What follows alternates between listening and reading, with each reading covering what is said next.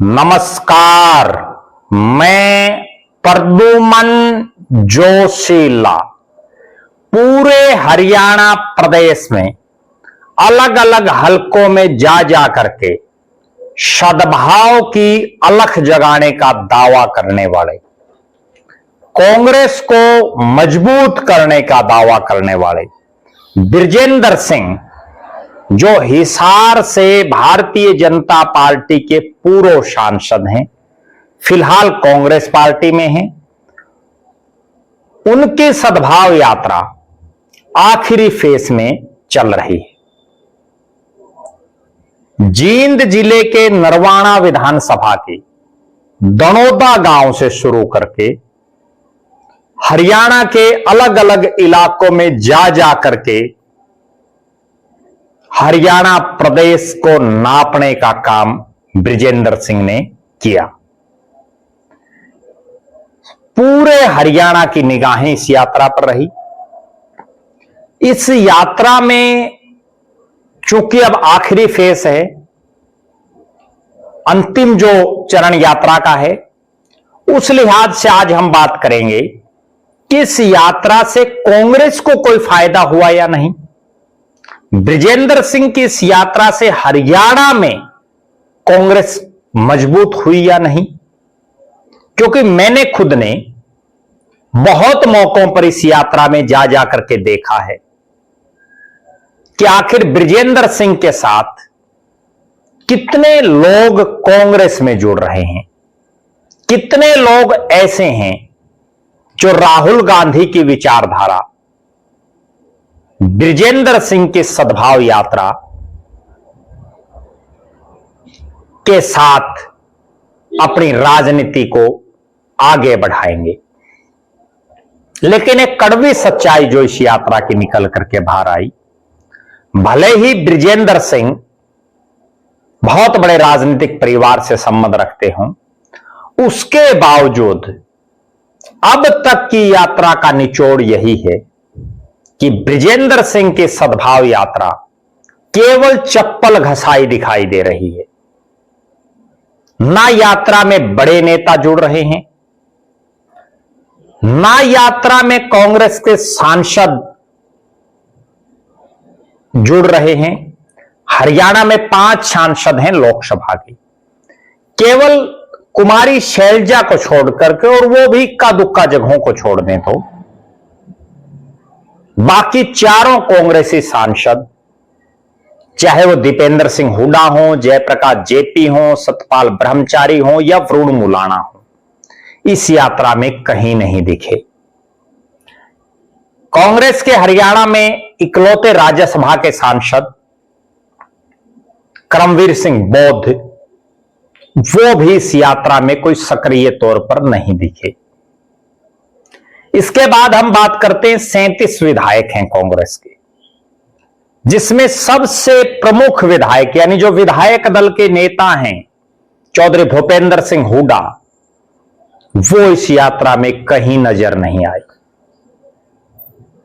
Party के प्रदेश के अध्यक्ष राव नरेंद्र सिंह इस यात्रा में कहीं नजर नहीं आए। और तो और 37 विधायक हैं कांग्रेस के, उनमें से भी ज्यादातर नदारद रहे। उनके खुद के हलकों तक में वो विधायक नहीं आए, कुछ एक चुनिंदा विधायकों को छोड़ दें तो। कांग्रेस के 33 जिला प्रधान हैं हरियाणा में, उनमें से भी मुट्ठी भर गिनती के जिला प्रधान इस यात्रा में शरीक हुए। ज्यादातर जिला प्रधान भी यात्रा में नहीं शामिल हुए। कांग्रेस के जो पदाधिकारी बनाए हुए हैं हरियाणा में, हालांकि अभी प्रदेश कार्यकारिणी नहीं बनी है, ब्लॉक प्रधान नहीं बने हैं, लेकिन जिलों में जो कार्यकारिणी है या प्रदेश के अलग अलग जो सेल हैं, प्रकोष्ठ हैं, उनमें जो कार्यकारिणी है, उनमें से भी ज्यादातर पदाधिकारियों ने इस यात्रा से कन्नी काटे रखी। ये बात तो हम नेताओं की कर रहे हैं। जनता की भी अगर बात करें तो 100, 200, 300 का आंकड़ा ज्यादा से ज्यादा यात्रा में अक्सर बहुत से स्थानों पर देखने को मिला। यात्रा में भीड़ भी नहीं उमड़ रही है। सबसे बड़ी बात यात्रा की, आज भी कांग्रेसी ही ये सवाल उठा रहे हैं कि बृजेंद्र सिंह जब बीजेपी के सांसद रहे तब तो वो बीजेपी को मजबूत कर रहे थे, बीजेपी युक्त देश की बात कर रहे थे, कांग्रेस मुक्त हरियाणा की बात कर रहे थे। आज वो कांग्रेस को मजबूत करने के लिए सद्भाव यात्रा निकाल रहे हैं। बहुत से लोग तो ये भी कह रहे हैं कि अगर बृजेंद्र सिंह को जब हिसार की जनता ने सांसद बनाया, वो भी उस दौर में बनाया जब उन्होंने हिसार लोकसभा के पूरे गांवों में जाकर के वोट तक नहीं मांगे, उसके बावजूद लोगों ने जिताया और लगभग 5 साल के अपने कार्यकाल में बृजेंद्र सिंह ने हिसार लोकसभा के ज्यादातर गांव के धन्यवादी दौरे तक नहीं किए। यात्रा तो तब निकालने का मौका था, ना यात्रा निकालते। कम से कम जिन लोगों ने आपको वोट दिए हैं उनके गांव में, उनके शहरी मोहल्लों में जाकर के धन्यवाद तो कराते, वो किया नहीं। और अब जब उचाना के लोगों ने ही विधानसभा में हरा दिया तो पूरे हरियाणा में कांग्रेस को मजबूत करने की बात कर रहे हैं। शुरू दिन से यह चर्चा है कि यात्रा में राहुल गांधी आएंगे, राहुल गांधी आएंगे और उसके बाद ऐसा माहौल बढ़ जाएगा। अब राहुल गांधी का भी कार्यक्रम बन गया, लेकिन बना कहां? एक ऐसे इलाके में राहुल गांधी आ रहे हैं जहां ना बृजेंद्र सिंह का कोई राजनीतिक प्रभाव, ना चौधरी बीरेंद्र सिंह का कोई राजनीतिक प्रभाव, और यहां तक कि कांग्रेस भी कोई विशेष मजबूत उस इलाके में नहीं है, क्योंकि ना विधायक वहां कांग्रेस के, ना सांसद कांग्रेस के। और हालात वहां ये है कि पिछली 3 योजनाओं से वहां बीजेपी के सांसद बन रहे हैं। पिछली 3 योजनाओं से वहां ज्यादातर बार, ज्यादातर सीटों पर बीजेपी के विधायक बन रहे हैं। गुरुग्राम में बताइए, गुरुग्राम हरियाणा का साइबर सिटी, औद्योगिक नगरी, वहां राहुल गांधी आ रहे हैं। क्या फर्क पड़ेगा? मेरा तो यह मानना है कि राहुल गांधी भी केवल फॉर्मेलिटी करने के लिए इस यात्रा में आ रहे हैं। अगर वास्तव में कांग्रेस को मजबूत करना हो तो जहां बृजेंद्र सिंह और चौधरी बीरेंद्र सिंह का कहीं कोई प्रभाव हो, उस इलाके में आते तो कोई फर्क पड़ता। लेकिन जिस इलाके में ना कांग्रेस का कोई प्रभाव है, और दूसरी बड़ी बात, दिल्ली के साथ लगता इलाका, केवल फॉर्मेलिटी दिख रही है राहुल गांधी की ये विजिट। बहुत बड़ी बात यह है कि जब ना आपके साथ ज्यादातर विधायक जुड़ रहे, ना ज्यादातर पदाधिकारी जुड़ रहे, ना ज्यादातर नेता आपके साथ जुड़ रहे, ना जनता भी बड़े पैमाने पर आपके साथ जुड़ रही, उसके बावजूद इतनी बड़ी बड़ी बातें बृजेंद्र सिंह यात्रा में अपने भाषणों में करते रहते हैं। वो कहते हैं कि जिसको आना है आओ। ऐसे कैसे कांग्रेस मजबूत होगी?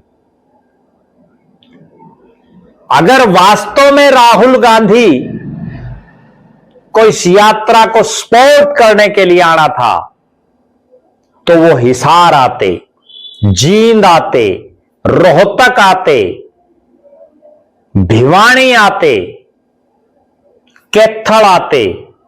लेकिन गुरुग्राम, जहां कांग्रेस का कुछ नहीं है, कोई विशेष प्रभाव कांग्रेस का नहीं है।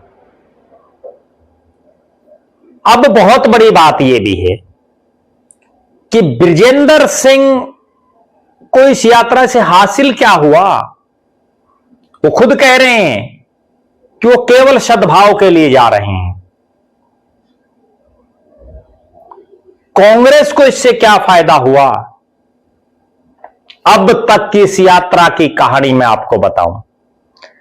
किसी बड़े चेहरे ने कांग्रेस बृजेंद्र सिंह की अगुवाई में इस यात्रा में ज्वाइन नहीं की। कैसे फायदा हुआ पार्टी को? बल्कि बृजेंद्र सिंह की इस यात्रा से तो बहुत जगह कंट्रोवर्सी कांग्रेसियों में ही पैदा हुई। मैं आपको एक उदाहरण देता हूं। सिरसा से विधायक हैं गोकुल सेतिया।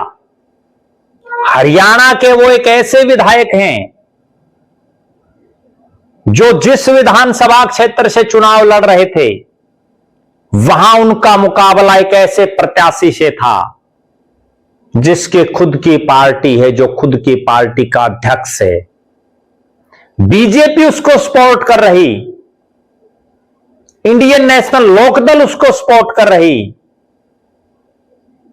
और कांग्रेसियों ने भी गोकुल सेतिया की कोई विशेष मदद बहुत से कांग्रेसियों ने नहीं की। उसके बावजूद गोकुल सेतिया जीते। इसका मतलब उनमें दमखम है, अपने इलाके के लोग उनको चाहते हैं, और उन्हीं के सिरसा में जाकर के अगर बृजेंद्र सिंह ये कहें कि मैं एमएलए से ऊपर उठ चुका हूं, कोई आए ना आए कोई फर्क नहीं, तो कौन जुड़ेगा उनकी यात्रा से? कौन आएगा यात्रा में? हर यात्रा का एक उद्देश्य होता है। इस यात्रा का उद्देश्य सद्भाव फैलाना, कांग्रेस को मजबूत करना। लेकिन कहां हुई कांग्रेस मजबूत? बृजेंद्र सिंह को यह बताना चाहिए कि अब तक जो वो इस हरियाणा प्रदेश में घूमे, इतनी चप्पल घसाई की, उससे कितने लोगों को उन्होंने कांग्रेस में ज्वाइन कराया? आप दर्शक भी कमेंट कर सकते हैं कि जब बृजेंद्र सिंह की यात्रा आपके इलाके में आई तो आपके इलाके में कितने लोगों ने कांग्रेस को ज्वाइन किया?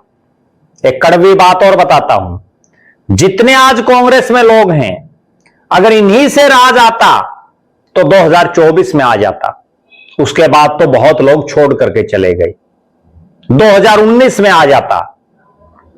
जब तक दूसरी पार्टियों से नेताओं को कांग्रेस में वापसी नहीं करवाई जाएगी या नए चेहरों को शामिल नहीं किया जाएगा, तब तक कांग्रेस का राज नहीं आएगा। यह कड़वी सच्चाई है। और जब तक गोकुल सेतिया जैसे मेहनती और अपने इलाके के प्रति जो निष्ठा उनकी है काम के प्रति, ऐसे लोगों को तवज्जो नहीं दी जाएगी, तब तक केवल चप्पल घसाई तो की जा सकती है, लेकिन कांग्रेस मजबूत नहीं हो सकती। आप दर्शक अपनी बेबाक राय जरूर रखें कि बृजेंद्र सिंह की सद्भाव यात्रा को लेकर के आपका क्या मानना है? बृजेंद्र सिंह की सद्भाव यात्रा से हरियाणा में कांग्रेस को कोई फायदा हुआ या कोई फायदा नहीं हुआ? राहुल गांधी के आने से कोई असर पड़ेगा? और एक बड़ी बात यह भी है कि जब राहुल गांधी गुरुग्राम आएंगे, कांग्रेस के सबसे बड़े नेता, तो क्या हरियाणा के 37 के 37 कांग्रेसी विधायक, 5 को अगर हटा दे तो भी 32 बच गए, 6 के 6 सांसद, 33 के 33 जिला प्रधान और बाकी नेता प्रदेश अध्यक्ष समेत, क्या वहां खड़े मिलेंगे? या ये यात्रा जिस तरह से और इलाकों में होकर के गई है, इसी तरह का गुरुग्राम में भी कार्यक्रम होगा? अपनी बेबाक राय जरूर रखें। बहुत बहुत धन्यवाद। आपका अपना प्रद्युमन जोशीला।